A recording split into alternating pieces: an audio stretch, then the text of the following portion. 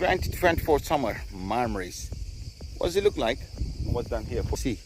And I want to show you down here what's waiting for you. The Blue Base Platinum Hotel. It is not far from the beachfront as well. It's a nice hotel, just right on the main road and lots of shops around it as well here. If you're coming around here, you won't get bored, guys. It's lots of shops there, restaurants there, all along down this side. Restaurants and boutiques and other things as well. And you don't know where is those hotels and what kind, which is gonna be about all the hotels. And we start with the Blue Base Hotel. What is around this hotel and what you're gonna gain from this? Let me tell you. Stay with.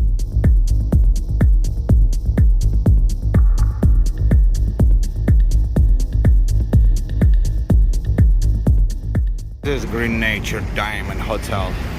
Nice big rooms, quality rooms, good, and they were like entertainments like all day and all night, couple of area because lots of you gonna be around these areas. Around McDonald's and Migros. Migros is there in where you are, and this is. You think maybe like Blue Base Hotel just right this. You're gonna get out your hotel and you're gonna need to walk a little bit distance. Not far. Nice one if you're looking for hotels.